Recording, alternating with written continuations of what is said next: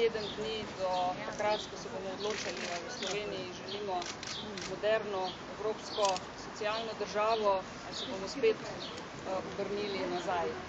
Zdaj, bom rekla, v teh dneh dosti hodim po Sloveniji in lahko vidim na eni strani žalost, na drugi strani pa tudi bes v ljudeh, glede na to, kaj se dogaja. Glede na to, da v Sloveniji še vedno obstaja možnost, da bo pravnomočno obsojen politik, to ne zaradi česarkoli, ampak zaradi korupcije, na katero tudi vi mediji opozarjate in ste opozarjali praktično vsak dan. In nedopustno je, da bom za primer vzela včerajšnje soočenje na eni izmed televizij.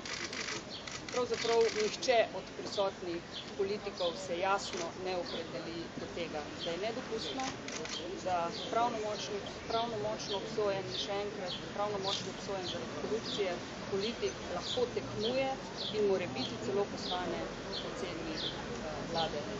Tudi